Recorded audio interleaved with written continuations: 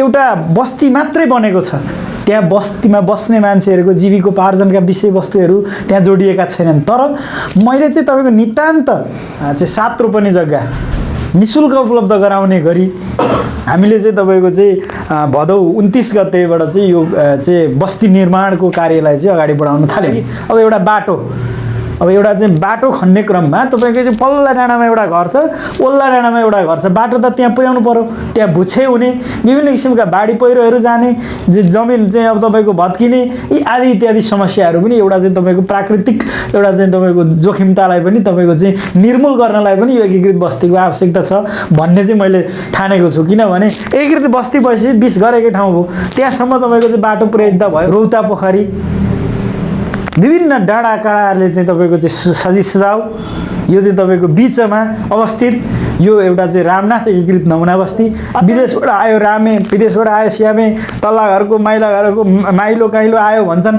अब चाहिँ तपाईँको के गरी खाने भन्ने किसिमको एउटा वातावरण क्रिएट भइरहेछ समाजमा। उनीहरूले उत्पादन गर्ने बित्तिकै त्यो चाहिँ बजारमा जाने वातावरण क्रिएट गर्ने चाहिँ हाम्रो चाहिँ मुख्य एउटा चाहिँ अवधारणा छ। र अब गर्न सक्नेले त त्यो गर, अब महिला केटाकेटीले त गर्न सक्दैनन्। अब महिलाहरूको लागि चाहिँ हामीले फेरि उनीहरूकै किसिमको चाहिँ एउटा सिप्स दिने चाहिँ त्यसलाई उत्पादन कसरी गर्ने भन्ने ट्रेनिङ हामी दिन्छौँ। त्यो उहाँहरूले उत्पादन गर्नुहुन्छ।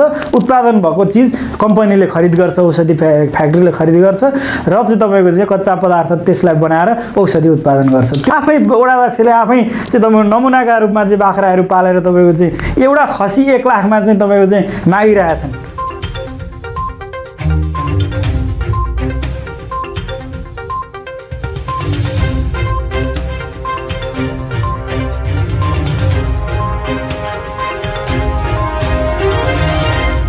दर्शक महानुभावहरू नमस्कार। देशपुष्ट टिभीमा यहाँलाई हार्दिक स्वागत छ। मुलुक परिवर्तन गर्नको लागि युवाको महत्त्वपूर्ण जिम्मेवारी छ। खास गरेर मुलुकलाई समृद्धितिर लानको लागि युवाहरूमा जोस जागर चेत यी आदि कुराहरू भयो भने मात्रै सम्भव छ भन्ने हिसाबले खास गरेर खोटाङ जिल्ला दिक्तेल रूपाकोट मझगढी नगरपालिका वडा नम्बर 15 का एकजना युवा सामाजिक अभियन्ता प्रवेश ढकालसँग हामी कुराकानी गर्न लागिरहेका छौँ। उहाँले विगतमा गर्नुभएका सामाजिक गतिविधिहरूको विषयमा आजको दिनमा हामी कुराकानी गर्छौँ। खास गरेर समाज परिवर्तन गर्नको लागि युवा सचेत भएन भने, युवा नै आफै लागेन भने समाज परिवर्तन त्यो पनि दिगो हिसाबले सम्भव छैन। त्यो कारणले गर्दाखेरि ग्रामीण विकासमा उहाँले गर्नुभएका महत्त्वपूर्ण योगदानका विषयमा आज हामी चर्चा गर्छौँ। आजको लागि हामीसँग हुनुहुन्छ प्रवेश ढकाल। प्रवेश सर, यहाँलाई देशपुष्ट टिभीमा हार्दिक स्वागत छ। धन्यवाद। विगतमा खोटाङ जिल्लामै पहिलोपटक एकीकृत ग्रामीण बस्ती जो नेपालमै नमुना बस्तीको रूपमा निर्माण गर्नको लागि यहाँ लाग्नुभयो। खास कसरी यो कामको सुरुवात यहाँले गर्नुभयो, जानकारी गराइदिनुहोस् न। यो नेपालकै चाहिँ एकीकृत नमुना बस्ती नेपालकै पहिलो बनाउन लागिरहेको छु भनेर चाहिँ किन भन्न चाहन्छु भने नेपालमा विभिन्न किसिमका चाहिँ बस्तीहरू बनेका छन्। त्यहाँ बस्ने मान्छेहरूको जीविकोपार्जनसँग जोडेर त्यो नेपालकै पहिलो जीविकोपार्जन सहितको एकीकृत नमुना बस्ती बनाउने भनेर चाहिँ अगाडि बढेको हुँ। र यो चाहिँ तपाईँको चाहिँ 2075 साल भदौ 29 गते चाहिँ हाम्रो दिक्तेल रूपाकोट मजुवागढी नगरपालिकाको सहयोगमा हामीले चाहिँ त्यहाँको प्राविधिक टोलीहरू लगेर जग्गा ल्यान्ड चाहिँ हाम्रो चाहिँ मेरो बुवा शारदा प्रसाद ढकालको नाममा रहेको चाहिँ 7 रोपनी जग्गा निःशुल्क उपलब्ध गराउने गरी हामीले चाहिँ तपाईँको चाहिँ भदौ 29 गतेबाट चाहिँ यो चाहिँ बस्ती निर्माणको कार्यलाई चाहिँ अगाडि बढाउन थाल्यौँ। यस क्रममा चाहिँ तपाईँको चाहिँ बस्ती कसरी बनाउने, बस्तीको संरचना कस्तो बनाउने, बस्तीले चाहिँ पछि चाहिँ दीर्घकालीन हिसाबले चाहिँ कसरी अगाडि बढाउन सकिन्छ भनेर चाहिँ हामीले चाहिँ टिममा बसेर, जस्तै हाम्रो इन्जिनियर हुनुहुन्छ, मेरो साथी नै हो उहाँ, आदरणीय दाइ पनि पर्नुहुन्छ नोबेल पोखरेल, उहाँसँग बसेर चाहिँ तपाईँको एउटा इन्जिनियरिङ क्षेत्रबाट कसरी चाहिँ कस्तो घरहरू बनाउँदा र कस्तो चाहिँ ल्यान्डलाई कसरी सदुपयोग गर्दाखेरि राम्रो हुन्छ भन्ने हिसाबले चाहिँ छलफल गऱ्यौँ। त्यो छलफल गरिसके पछाडि अनि हाम्रो चाहिँ मेयर साहबसँग चाहिँ अलिकति कुराकानी भयो। अब हामीले यो कन्सेप्ट बनायौँ, यो कन्सेप्ट चाहिँ अगाडि बढाउनको लागि हामीलाई के सहयोग गर्न सक्नुहुन्छ भनेर चाहिँ मेयर साहबसँग चाहिँ गएर कुराकानी गरिसकेपछि मेयर साहबले चाहिँ एउटा बाटो देखाइदिनु भयो हामीलाई। के बाटो देखाइदिनु भयो त भन्दाखेरि यो चाहिँ राष्ट्रिय पुनर्निर्माण प्राधिकरणको एकीकृत नमुना बस्तीको अवधारणा छ। त्यो अवधारणा अन्तर्गत हाम्रो चाहिँ स्थानीय स्तरमा भएका लाभग्राहीहरूको 10 जना बराबरको एउटा टिमलाई चाहिँ तपाईँको चाहिँ उसले 10 जना न्यूनतम 10 जनासँगको टिम 10 घरसम्मको टिम भयो भने हामीलाई चाहिँ बस्ती निर्माणको लागि स्वीकृति मिल्छ। त्यसैले गर्दा तपाईँ यो कदमबाट यो प्रक्रियाबाट तपाईँ अगाडि बढ्नुहोस् भनेर मेयर साहब र चाहिँ राजनीतिक सल्लाहकार हाम्रो कमल ढकालज्यूले चाहिँ उहाँहरूले चाहिँ तपाईँको त्यो किसिमको चाहिँ एउटा चाहिँ वातावरण तयार गरिदिनु भयो। तयार गरिदिइसकेपछि हामीले चाहिँ लाग्यो हाम्रा चाहिँ आदरणीय वडाध्यक्ष चाहिँ वीरेन्द्र ढकाल उहाँको सहयोगमा बस्ती निर्माण गर्नको लागि के गर्नुपर्छ, कस्तो कस्तो चाहिँ हामीले चाहिँ कानुनी प्रक्रियाहरू पुरा गर्नुपर्छ भनेर हामी लाग्यौँ। लाग्ने क्रममा यहाँ राष्ट्रिय पुनर्निर्माण प्राधिकरणमा आएर तपाईँको चाहिँ त्यो फिल्ड निरीक्षण गराएर त्यसका चाहिँ प्रक्रियाहरू हामीले चाहिँ पुरा गऱ्यौँ। प्रक्रिया पुरा गरिसकेपछि चाहिँ तपाईँको चाहिँ हामीले यसलाई चाहिँ तपाईँको भाद्र 29 गते बाट लागेर तपाईँको चाहिँ 31 गते हामीले चाहिँ 30 गते चाहिँ भाद्र 30 गते चाहिँ यसलाई तपाईँको पूर्ण रूपमा चाहिँ हामीले चाहिँ ल्यान्डलाई सम्याउने कामतिर लाग्यो। नगरपालिकाको सहयोगमा नगरपालिकाले चाहिँ तपाईँको त्यो चाहिँ घर बनाउनलाई उपयुक्त ल्यान्ड बनाइदिने भन्ने चाहिँ सहमति भयो। त्यो भइसकेपछि चाहिँ हामीले चाहिँ ल्यान्डलाई सम्म गराउने प्रक्रिया सुरु गऱ्यौँ। 15 दिनमा चाहिँ हामीले चाहिँ ल्यान्डलाई चाहिँ तपाईँको उपयुक्त घर बनाउनको लागि उपयुक्त चाहिँ ल्यान्ड बनाइयो। ल्यान्ड बनाइसकेपछि लगभग तपाईँको हामीले चाहिँ घर निर्माण चाहिँ चैत्र 22 गतेबाट हामीले चाहिँ सुरु गऱ्यौँ र अहिले चाहिँ तपाईँको चाहिँ हामीले घर निर्माण सम्पन्नता गरिसक्यौँ भनौँ। तर अब हाम्रो चाहिँ लास्ट किस्ताको चाहिँ प्रक्रिया बाँकी छ चाहिँ त्यो अब चाहिँ गर्दै हुनुहुन्छ। चाहिँ हाम्रो चाहिँ लगभग यो महिनाभित्रमा सकभर त हाम्रो चाहिँ फाइनल भइसक्छ। अनि राष्ट्रिय पुनर्निर्माण प्राधिकरण अब DLPIU ओखलढुङ्गा भन्दो रहेछ होइन। ओखलढुङ्गाबाट चाहिँ तपाईँको चाहिँ हामीलाई चाहिँ यो बस्तीको चाहिँ घेराबारा साइडको वालहरू बिचमा चाहिँ तपाईँको ड्रेनहरू बनाउने विषयमा चाहिँ त्यहाँबाट चाहिँ हामीलाई चाहिँ सहयोग भयो। हामीलाई चाहिँ तपाईँको करिब 60 लाखको एउटा योजना आएको थियो। त्यो चाहिँ तपाईँको चाहिँ त्यस अन्तर्गत चाहिँ हामीले तपाईँको साइडमा रिटर्निङ मेसिनरी वालहरू लगाउने त्यस पछाडि ड्रेनहरू बनाउने कार्यक्रम हामीले त्यसबाट सञ्चालन गऱ्यौँ। र घर बनाउने भनेको चाहिँ नितान्त हामीलाई राष्ट्रिय पुनर्निर्माण प्राधिकरणले लाभग्राहीलाई दिने रु 3 लाख मध्ये पनि तपाईँको चाहिँ 50,000 लाभग्राहीले पहिले लिइसकेका थिए। 2,50,000मा यतिको संरचना हामीले चाहिँ निर्माण गरेका छौँ। सो एकीकृत बस्ती नै किन चाहिन्छ, के को लागि यो एकीकृत बस्ती? यसको चाहिँ सेवाग्राही जो लाभग्राही हो, लाभग्राही कस्ता मान्छेहरू? लाभग्राही भनेको तपाईँको चाहिँ अब भूकम्पबाट पीडित जो चाहिँ तपाईँको राज्यले यी चाहिँ भूकम्प पीडित हुन् है भनेर एउटा रातो कार्ड दिने व्यवस्था मिलाएको थियो। त्यो रातो कार्ड पाएकाहरू नै लाभग्राही हुन्। र एकीकृत बस्ती बस्तीको चाहिँ मुख्य चाहिँ एउटा अवधारणा भनेको र यो किन आवश्यक छ भन्ने विषयमा त तपाईँको चाहिँ मैले त्यति धेरै भनिराख्नु पर्छ जस्तो छैन। अहिलेका युवाहरू अहिलेको चाहिँ तपाईँको यो जेनेरेसनले बुझ्दै आएको छ। तपाईँको एकीकृत बस्ती भनेको तपाईँको चाहिँ राज्यको चाहिँ तपाईँको चाहिँ पहुँचमा रहने, तपाईँको चाहिँ अब चाहिँ विभिन्न सेवा सुविधाहरू दिनलाई सहज हुने ढङ्गले पनि तपाईँको एकीकृत बस्तीको चाहिँ अत्यन्तै आवश्यकता छ भन्ने कुरा बुझेर हामीले चाहिँ यो निर्माण प्रक्रिया सुरु गरियो। जस्तै तपाईँलाई उदाहरणको लागि अब एउटा एउटा चाहिँ बाटो खन्ने क्रममा तपाईँको चाहिँ पल्ला डाँडामा एउटा घर छ, ओल्ला डाँडामा एउटा घर छ। बाटो त त्यहाँ पुर्याउनु पर्यो, त्यहाँ भुच्छे हुने, विभिन्न किसिमका बाढी पहिरोहरू जाने, जमिन चाहिँ अब तपाईँको भत्किने, यी आदि इत्यादि समस्याहरू पनि एउटा चाहिँ तपाईँको प्राकृतिक एउटा चाहिँ तपाईँको जोखिमतालाई पनि तपाईँको चाहिँ निर्मूल गर्नलाई पनि यो एकीकृत बस्तीको आवश्यकता छ भन्ने चाहिँ मैले ठानेको छु। किनभने एकीकृत बस्ती भएपछि 20 घर एकै ठाउँ भयो, त्यहाँसम्म तपाईँको चाहिँ बाटो पुर्याइदिँदा भयो। अब त्यो सबैतिर घुमाउँदै जाँदा त तपाईँको चाहिँ त्यहाँ बाढी पहिरोबाट जोखिम हुने भयो। हरेक कुराहरूलाई नियन्त्रण गर्नको लागि पनि अहिलेको अवस्थामा तपाईँको एकीकृत बस्तीको आवश्यकता छ भन्ने मैले बुझेको छु। जस्तो एकीकृत बस्तीमा 20 घर चाहिँ यहाँले निर्माण गरिसक्नु भएको छ, त्यहाँको जग्गाको क्षेत्रफल कति हो? जग्गाको क्षेत्रफल भनेको तपाईँको हाम्रो जम्मा जग्गाको क्षेत्रफल 7 रोपनी हो। त्यसमा तपाईँको चाहिँ हामीले चाहिँ प्रत्येक व्यक्तिलाई चाहिँ 4 आनाको दरले चाहिँ छुट्याएको छौँ। त्यो चाहिँ तपाईँको चाहिँ तयार भइसकेको छ। हाम्रो चाहिँ पहिला बस्ती निर्माण गर्नुभन्दा अगाडि चाहिँ तपाईँको म्यापिङ हुन्छ। म्यापिङमै हामीले चाहिँ 4-4 आनाको दरले चाहिँ ठ्याक्क बिचमा सडक राखेर तपाईँको एउटा सिस्टमले गरेका छौँ। त्यसमध्ये तपाईँको चाहिँ चिल्ड्रेन पार्क, केटाकेटीहरूलाई खेल्नको निम्ति एउटा चिल्ड्रेन पार्क, तपाईँको चाहिँ वृद्धहरूलाई चाहिँ एउटा चाहिँ बस्नको लागि तपाईँको चाहिँ धर्मकर्म आस्था राख्नेहरूको लागि एउटा मन्दिर, त्यस पछाडि तपाईँको चाहिँ एउटा संयुक्त भोजनालय। त्यो बस्तीका मान्छेहरू चाहिँ तपाईँको एक आपसमा झगडा नगरून्, मिलुन्, एउटा चाहिँ राम्रो किसिमको चाहिँ सभ्यता र संस्कारको विकास होस् भन्ने हिसाबले चाहिँ तपाईँको एउटा संयुक्त भोजनालय बनाइदिने। त्यहाँ महिनामा एकपटक सबै दाजुभाइहरू भेला भएर चाहिँ तपाईँको चाहिँ खानपिन गर्ने, एउटाका घरबाट एउटा सामान बनाएर लिएर आउने, अर्काका घरबाट अर्को सामान, सबैले बाँडेर खाँदाखेरि तपाईँको भाइचाराको सम्बन्ध कायम भयो। तपाईँको चाहिँ सबैजनामा चाहिँ एउटा चाहिँ एक किसिमको चाहिँ एउटा राम्रो वातावरण भयो भन्ने हिसाबले पनि हामीले चाहिँ त्यहाँ तपाईँको एउटा संयुक्त भोजनालय, त्यहाँ तपाईँको 20 घरका केटाकेटी एउटा घरबाट एउटा केटाकेटी हुँदा पनि तपाईँको 20जना केटाकेटीहरूलाई बस्नको निम्ति, खेल्नको निम्ति, उनीहरूलाई चाहिँ तपाईँको उचित किसिमको चाहिँ एउटा चाहिँ वातावरण पाउन् भन्नको निम्ति तपाईँको चाहिँ हामीले चाहिँ त्यो एउटा चिल्ड्रेन पार्क पनि निर्माण गर्ने कन्सेप्ट हामीले चाहिँ तयार गरेका छौँ। तर त्यो चाहिँ हामी अहिले बनाएको छैनौँ होइन, तर चाहिँ त्यसको लागि आवश्यक संरचनाहरू बनाउनलाई ल्यान्ड छ होइन। र अर्को कुरा तपाईँको चाहिँ यो हाम्रो ठाउँको चाहिँ यो बस्ती एकीकृत बस्ती यहीँ बनाउने भनेर चाहिँ किन छनौट गर्नुभयो भन्ने विषयमा पनि धेरै क्वेसन आउँछ। त्यो विषयमा चाहिँ तपाईँको के हो त भन्दा यो अत्यन्तै रमणीय स्थल हो। यहाँहरूले पनि चाहिँ सबैजनाले गएर हेर्न सक्नुहुन्छ। यहाँबाट सूर्योदय र सूर्यास्त देख्न सकिन्छ। तपाईँको चाहिँ पूर्वमा ट्याम्के देख्न सकिन्छ, चाहिँ अब पश्चिममा मलाया थुम्काले निहालिरहेको हेर्न सक्नुहुन्छ।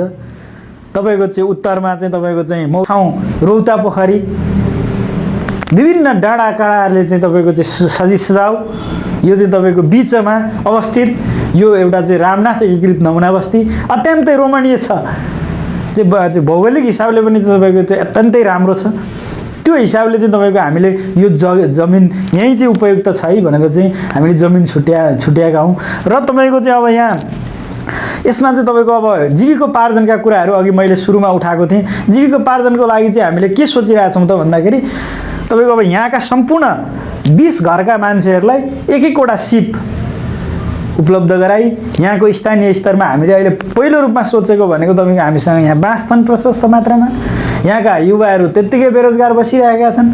जागिर पाइएन भन्ने किसिमको चाहिँ एउटा चाहिँ तपाईँको चाहिँ हुइम चाहिँ गाउँमा भइरहेछ। विदेशबाट आयो रामे, विदेशबाट आयो स्यामे, तल्ला घरको माइला घरको माइलो काइलो आयो भन्छन्। अब चाहिँ तपाईँको के गरी खाने भन्ने किसिमको एउटा वातावरण क्रिएट भइरहेछ समाजमा अहिले। तर युवा साथीहरूले के बुझ्नु पर्यो त भन्दाखेरि हामीसँग भएको स्रोत र साधनलाई हामीले चाहिँ प्रबल रूपमा चाहिँ त्यसलाई चाहिँ तपाईँको चाहिँ अगाडि बढाइयो भने, त्यसलाई सदुपयोग गरियो भनेदेखि हामी चाहिँ तपाईँको चाहिँ रोजगार सिर्जना गर्न सक्छौँ भन्ने चाहिँ एउटा कन्सेप्ट गाउँमा पनि बसोस् भन्ने हिसाबले ती 20 घरका मान्छेहरूलाई चाहिँ तपाईँको चाहिँ एउटा तालिम चाहिँ बाँसका विभिन्न किसिमका चाहिँ तपाईँको बाँसको नाङ्लीबाट तपाईँको सजावटका सामग्रीहरू बन्दा रहेछन्। तपाईँको बाँसको चाहिँ तपाईँको चिमका चाहिँ विभिन्न किसिमका चाहिँ सजावटका सामग्रीहरू बन्दा रहेछन्। बाँसको पलङ बन्दो रहेछ, बाँसको सोफा बन्दो रहेछ, बाँसका टेबल, सम्पूर्ण फर्निचरहरू बनाउन मिल्दो रहेछ।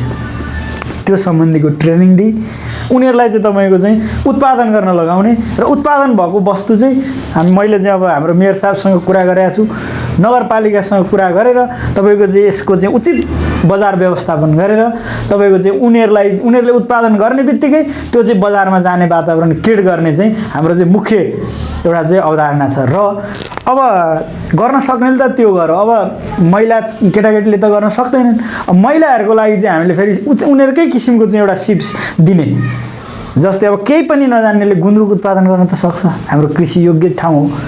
एउटा चाहिँ तपाईँको चाहिँ हामीले ल्यान्ड तपाईँको 20-25-30 रोपनी जग्गा चाहिँ हामी चाहिँ लिजमा लिने, 20 घरहरूलाई चाहिँ जम्मा गर्ने। तरकारी आलुको सिजन आयो, आलु रोप्नु पर्यो, आलुको बिउ तपाईँको 100 रुपियाँ उठाएर तपाईँको चाहिँ लिँदाखेरि 2000 रुपियाँ भयो 20 घरबाट। 2000 रुपियाँको बिउ किन्ने, ती सबै 20 घरलाई चाहिँ तपाईँको चाहिँ उत्पादन गर्नलाई ल आलु रोप्न जाउँ भनेर आलु उत्पादन गर्न लगाइदिने। 20,000 को बिउले चाहिँ सबैजनाले चाहिँ टाइम लियो गऱ्यो भने यसलाई भन्छ कि एकीकृत तपाईँको चाहिँ कृषि प्रणाली पनि भन्छ कि। यो हिसाबले हामीले चाहिँ खेती गऱ्यौँ, हाम्रा चाहिँ ती चाहिँ तपाईँको ल्यान्डहरूलाई सही सदुपयोग गऱ्यौँ भने अवश्य पनि चाहिँ तपाईँको चाहिँ उत्पादन हुन्छ। उत्पादन भएको चिजहरू चाहिँ तपाईँको बजारीकरण हुन्छ अनि त्यस पछाडि चाहिँ रोजगार त्यहाँबाट सिर्जना हुन्छ भन्ने हिसाबले चाहिँ हामीले यी कन्सेप्ट चाहिँ अगाडि बढाएर यसलाई चाहिँ तपाईँको नेपालकै पहिलो जीविकोपार्जन सहितको एकीकृत नमुना बस्ती भनेर चाहिँ घोषणा गर्ने गरी चाहिँ मैले चाहिँ यो प्रक्रियाहरू अगाडि बढाइरहेको छु अहिले। नेपालमा ग्रामीण विकास हुन नसक्नुको पछाडि छरिएर रहेको बस्तीहरू भनिन्छ। छरिएर रहेको बस्तीहरूलाई एकीकृत गर्न सकेको खण्डमा राज्यबाट प्रवाह हुने सेवाहरू छिटो छरितो र चाहिँ नागरिकहरूले महसुस गर्ने गरेको हुनसक्छ भन्ने एउटा अवधारणा रुरल डेभलपमेन्टको अवधारणा हो। त्यही अनुसार यहाँले खास एकीकृत बस्ती निर्माणमा लाग्नु भएको छ। तर जस्तो नेपालकै नमुना बनाउने गरी लागेको छु भन्नुहुन्छ, त्यसको लागि आवश्यक पूर्वाधारहरू के हुन् त त्यहाँका? होइन, एकदमै यो नेपालकै नमुनाको रूपमा बनाउन सकिन्छ। आवश्यक पूर्वाधार भनेको जस्तो अहिले 20 घर यहाँले बनाउनु भएको छ, त्यो 20 घरमा आवश्यक पर्ने पूर्वाधारहरू त चाहियो नि। एकदमै एकदमै जस्तै तपाईँको आवश्यक पर्ने भनेको अब मान्छेको चाहिँ आधारभूत आवश्यकता तपाईँको तुरुन्तै आवश्यक पर्ने भनेको बिजुली, खानेपानी, सडक, होइन चाहिँ अब तपाईँको चाहिँ यिनै कुराहरू हुन् होइन। यी कुराहरूलाई विशेष जोड दिँदै तपाईँको यो जग्गा छनौट गर्दा अघि नै मैले भने तपाईँलाई यो चाहिँ प्राकृतिक चाहिँ मनोरम तपाईँको ठाउँमा छ। प्रकृतिले चाहिँ तपाईँको सजेस्टेड आउट एउटा ठाउँ हो। यहाँ चाहिँ तपाईँको भौगोलिक हिसाबले के छ भन्दा यो जग्गाबाट नजिकै तपाईँको हाम्रो स्वास्थ्य चौकी छ मास्तिर। यहाँबाट चाहिँ तपाईँको स्वास्थ्य सेवामा पनि तपाईँको चाहिँ यी बस्तीका मान्छेहरूलाई चाहिँ तपाईँको सहजता त्यो कारणले गर्दा पनि छ। र अर्को कुरा तपाईँको शिक्षाको हिसाबले चाहिँ तपाईँको हाम्रो चाहिँ विद्यालय पनि यहाँबाट तपाईँको करिब 5 मिनटमा पुगिने ठाउँमा छ। र अझै तपाईँको त्यसलाई चाहिँ सहज बनाउनको निम्ति हामीले यही तपाईँको एउटा चाहिँ बोर्डिङ स्कुल सञ्चालन गरेका छौँ। बोर्डिङ स्कुल पनि तपाईँको प्राविधिक हिसाबले तपाईँको चाहिँ त्यहाँ चाहिँ तपाईँको चाहिँ अलिकति तपाईँको चाहिँ अहिले लक्ष्मीप्रसाद देवकोटा यति सालमा जन्मिनु हो, यस्तो गर्नु हो भनेर पढेर नहुने रहेछ क्या। हामीले त त्यही किसिमले अगाडि बढ्यौँ।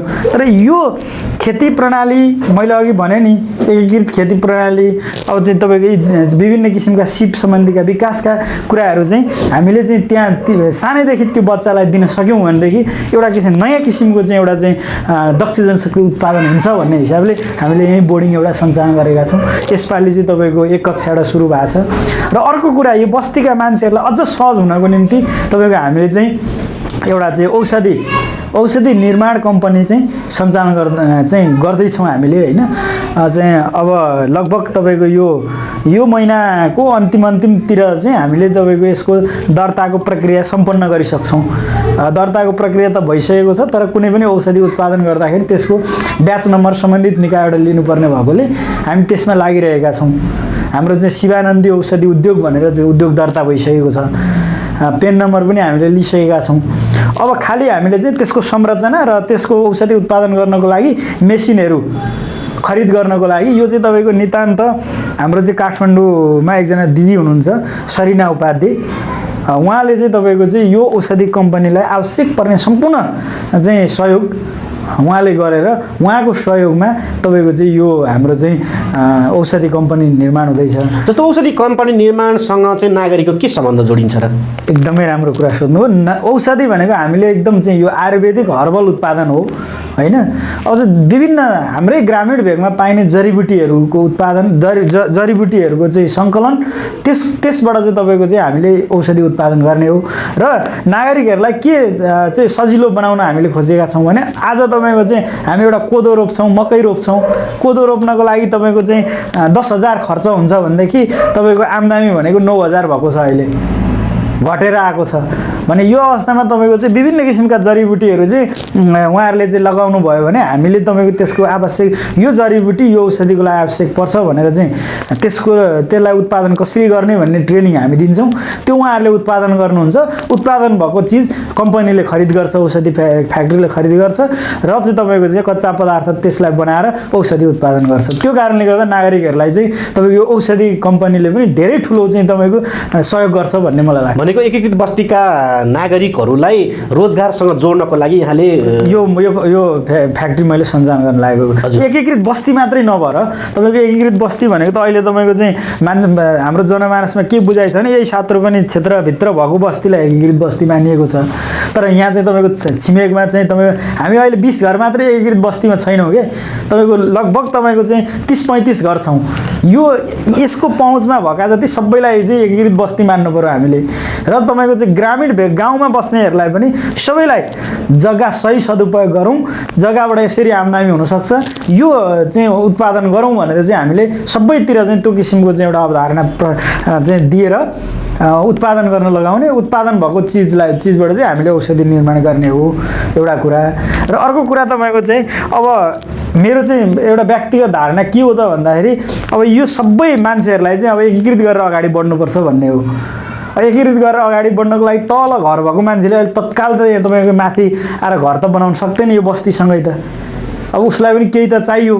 त्यसको लागि चाहिँ तपाईँको विभिन्न एनजिओ आइएनजिओसँग हामीले कुरा पनि गरिरहेका छौँ।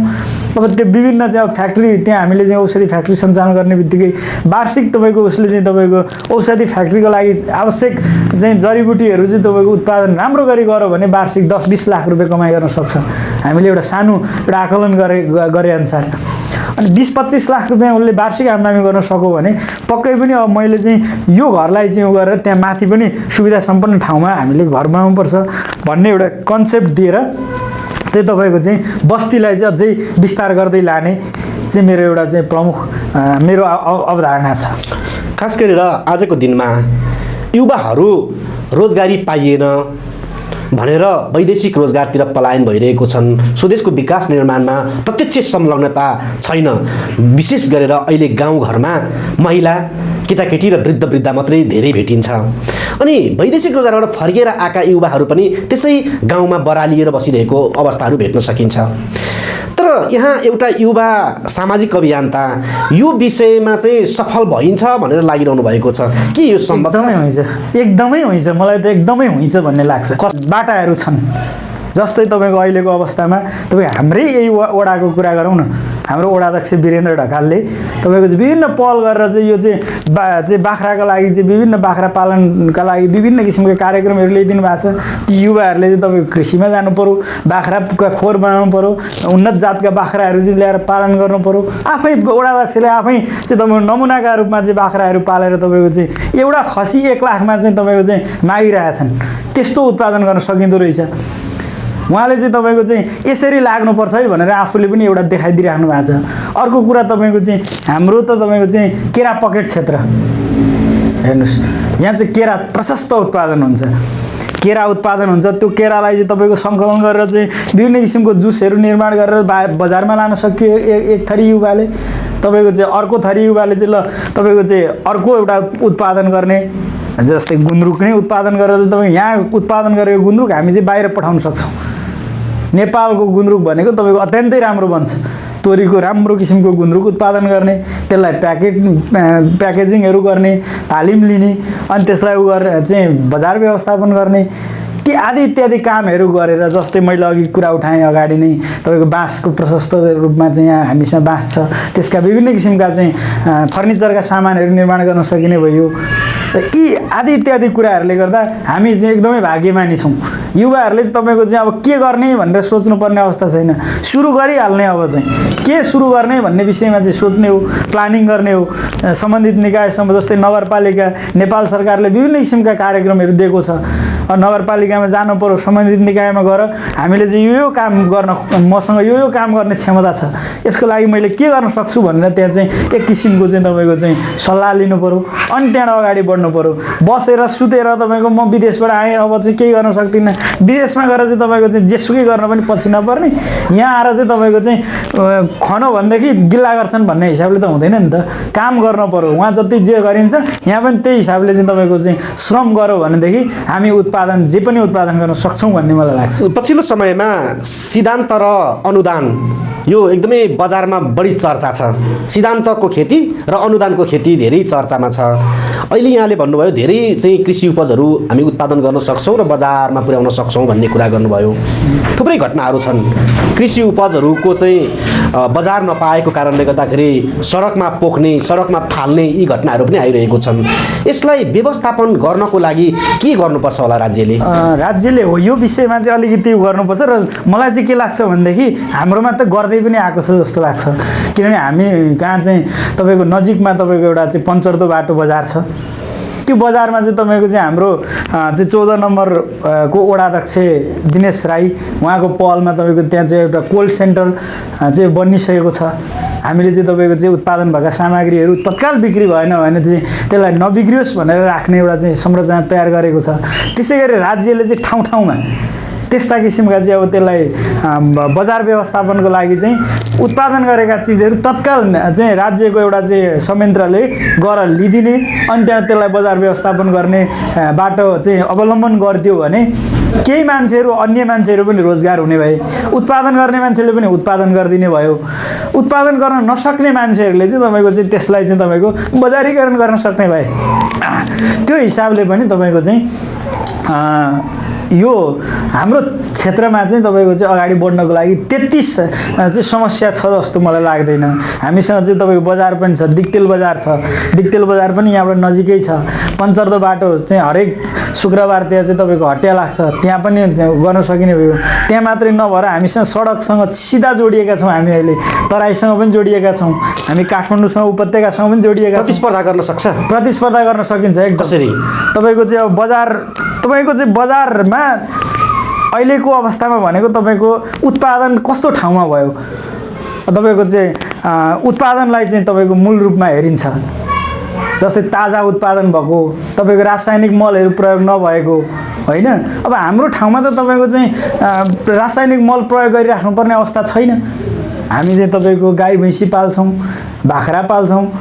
गाई चाहिँ प्रारम्भिक मल प्रयोग गरेर चाहिँ तपाईँको चाहिँ उत्पादन गरेको सामान तपाईँको चाहिँ तपाईँ अहिले विदेशमा लग्न पनि यो हामीले चाहिँ यति क्विन्टल चाहिँ सामान हामीले चाहिँ यो चाहिँ एकदम उत्पादन गरेका छौँ है, यसमा कुनै किसिमको रासायनिक कुराहरू छैन भनौँ भनेदेखि विदेशबाट पनि माग आउँछ। अहिले विदेशबाट माग आयो भने हामी यहाँबाट तत्काल पठाउन सक्ने वातावरण हामीसँग छ। त्यो कारणले गर्दा पनि तपाईँको चाहिँ सम्भव छ भन्ने मलाई लाग्छ। भनेको तपाईँको एकीकृत बस्तीका नागरिकहरूलाई कृषिसँग तपाईँले प्रत्यक्ष जोड्नुहुन्छ? प्रत्यक्ष मेरो प्रथम उद्देश्य भनेकै कृषिसँग जोडेर अगाडि बढाउने हो। कृषि र तपाईँको चाहिँ भनौँ न अब चाहिँ एउटा प्राविधिक ज्ञान भनौँ अथवा तालिमहरू, होइन। अब विभिन्न किसिमको चाहिँ तपाईँको चाहिँ उत्पादन गर्नलाई चाहिँ हस्तकलाका सामग्रीहरू, होइन, विभिन्न किसिमका सामग्रीहरू निर्माण गरेर अगाडि बढाउने नै मेरो प्रमुख उद्देश्य हो। र यो विषयमा हाम्रो चाहिँ मेयर साहबसँग पनि मेरो कुरा भएको छ। उहाँले पनि चाहिँ तपाईँको यसमा एकदमै सकारात्मक हिसाबले चाहिँ लिनुभएको छ। उहाँसँग फेरि हामी एकचोटि बसेर यो किसिमले चाहिँ अगाडि बढाउँ, यो किसिमले अगाडि बढ्दाखेरि यो गर्न सकिन्छ, मेयर साहब के गरौँ भनेर अझै मैले उहाँसँग बसेर चाहिँ विस्तृत रूपमा सल्लाह गर्न एउटा समय पाएको पनि छैन। त्यो समय मागेर उहाँसँग बसेर यो किसिमको मोडालिटी तयार गरेर हामी अगाडि बढ्ने चाहिँ एउटा मेरो उद्देश्य रहेको छ। यहाँ त युवा मान्छे, हजुर, युवा जोसका साथ लाग्नु भएको छ। आम युवाहरूलाई एकीकृत गर्नको लागि आगामी रणनीति के छ यहाँको? मेरो आगामी रणनीति भनेको सबै युवाहरूलाई चाहिँ एउटा तपाईँको चाहिँ एउटा सिपसँग जोडिदिने भन्ने मेरो उद्देश्य हो। हाम्रो गाउँमा जति पनि, हाम्रो गाउँ मात्रै नभएर तपाईँको चाहिँ हाम्रो नगरपालिकाभरिका युवाहरूलाई एउटा चाहिँ कार्यक्रम तयार गर्ने र चाहिँ अब युवाहरू चाहिँ बेरोजगारी ढङ्गले बस्ने, होइन, रोजगार सिर्जना गराइदिने, विभिन्न किसिमका तालिम दिने। अघि मैले भने नि एकीकृत खेती प्रणाली, जस्तै तपाईँको 15 नम्बर वडाका 14 नम्बर वडाका चाहिँ 20 जना युवाहरू मिलेर तपाईँको चाहिँ 20 रोपनी जग्गा लिएर त्यहाँ चाहिँ तपाईँ कृषि सम्बन्धी विभिन्न उत्पादन गर्न सुरु गर्ने। 14 नम्बरमा 15 नम्बरका त्यसै गरी गर्ने। यो नगरपालिकाभरिका सबै युवाहरू चाहिँ यसरी चाहिँ अगाडि बढ्नुपर्छ भन्ने कन्सेप्ट मैले चाहिँ अगाडि बढाएर सबै युवाहरूलाई चाहिँ तपाईँको जीविकोपार्जनसँग जोडिनुपर्छ भन्ने मानसिकता तय गर्ने मेरो प्रमुख उद्देश्य रहेको छ। अन्तमा खास गरेर यहाँले जुन एकीकृत बस्ती निर्माण गर्नुभयो र यो बस्ती हस्तान्तरण पनि यहाँले गर्नुहुन्छ र त्यहाँका नागरिकहरू भोलिका दिनमा चाहिँ जीविकोपार्जनसँग पनि जोडिन्छन् भन्ने कुरा गर्नुभयो। खास गरेर यो एकीकृत बस्ती निर्माण गर्नको लागि यहाँले सम्झिनै पर्ने मान्छेहरू को हुनुहुन्छ? कसरी यो चाहिँ? सर्वप्रथम त हाम्रो आदरणीय मेयर साहब दीपनारायण रिजालज्यू, उहाँलाई चाहिँ तपाईँको चाहिँ उहाँले नै गर्दा उहाँ र चाहिँ हाम्रो राजनीतिक सल्लाहकार कमल ढकाल उहाँहरूले गर्दाखेरि तपाईँको चाहिँ यो चाहिँ तपाईँको चाहिँ बस्तीको कन्सेप्ट चाहिँ यसरी गर्नुपर्छ भन्ने वातावरणमा म पुगेँ। त्यस पछाडि तपाईँको चाहिँ आदरणीय मेरो अङ्कल पनि हो, उहाँ चाहिँ अहिले चाहिँ 15 नम्बर वडाको वडाध्यक्ष पनि हो, वीरेन्द्र ढकाल। उहाँले मलाई थुप्रै प्रेरणाहरू दिनुभयो। उहाँले आफैसँग चाहिँ जोडेर पनि मलाई धेरै कुराहरू भन्नुभयो। मैले यसरी सङ्घर्ष गरेँ होइन, म चाहिँ तपाईँको चाहिँ यसरी बाख्रा पालिरहेको छु, यसरी उत्पादन गरिरहेको छु, तैँले पनि अब यो किसिमको वातावरण तैँले तयार गरेर कहिल्यै पनि तपाईँको चाहिँ दायाँ बायाँ नलागिकन उद्देश्यमा अगाडि बढ्नुपर्छ भनेर हरेक समयमा मलाई खबरदारी गर्ने मेरो आदरणीय अङ्कल वीरेन्द्र प्रसाद ढकाल, उहाँलाई हृदयदेखि नै नमन व्यक्त गर्न चाहन्छु। त्यसै गरी तपाईँको आदरणीय मेरो पूज्य माता पिता शारदा प्रसाद ढकाल र कृष्ण कुमारी ढकाल, उहाँहरूले त तपाईँको चाहिँ यो जग्गै मैले यस्तो काम गर्न लागेको छु भनिसकेपछि निःशुल्क यो जग्गै चाहिँ उपलब्ध गराइदिनु भयो र मेरो उद्देश्यसँग चाहिँ मेरो उद्देश्य पुरा गर्नको निम्ति सहयोग गरिदिनु भयो। त्यसै गरी तपाईँको चाहिँ आदरणीय दाई हरि ढकाल, भाइ नरेन्द्र ढकाल, भाइ राजकुमार ढकाल, राजकुमार ढकालले चाहिँ काठमाडौँमा रहेर त्यहाँको चाहिँ तपाईँको पुनर्निर्माण प्राधिकरणमा चाहिँ कागजी प्रक्रियामा यो पुगेन भन्दाखेरि ल भाइ यस्तो समस्या भयो, यहाँ चाहिँ तत्काल काम नहुने हो भन्दाखेरि भाइले तुरुन्तै चाहिँ कागज चाहिँ मैले यहाँ पठाइदिने बित्तिकै लगेर चाहिँ एउटा भूमिका खेलिदिएकोमा भाइलाई पनि मेरो हृदयदेखि धन्यवाद। त्यसै गरी तपाईँको चाहिँ मलाई सहयोग गर्नुहुने आदरणीय चाहिँ दिग्देल रूपाकोट मजोगाडी नगरपालिका वडा नम्बर 14 का वडाध्यक्ष दिनेश राई, त्यहाँका चाहिँ युवा अत्यन्तै चाहिँ तपाईँको चाहिँ अग्रज युवा भनौँ, मैले उहाँलाई अग्रज भनेर मान्छु, मिलन राई। त्यसै गरी तपाईँको चाहिँ भोला घिमिरे, मणिचन्द्र राई, उहाँहरूले पनि तपाईँको बेला बेलामा आएर चाहिँ बस्तीको चाहिँ अध्ययन गरेर यहाँनिर यस्तो कुरा पुगेन भनेर मलाई बेला बेलामा उहाँहरूले पनि चाहिँ तपाईँको चाहिँ सुझाव सल्लाहहरू दिइराख्नुहुन्थ्यो। उहाँहरूलाई पनि हृदयदेखि नै नमन व्यक्त गर्न चाहन्छु।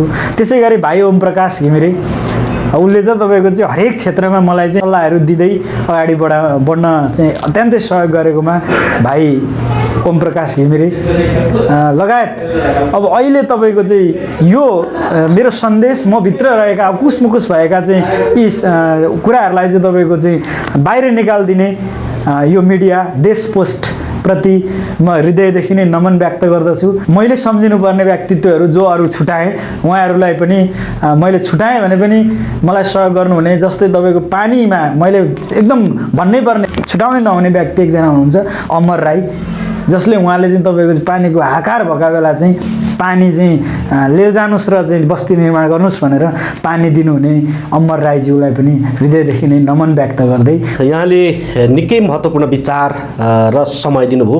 यो समय र विचारको लागि यहाँलाई पनि विशेष धन्यवाद। धन्यवाद।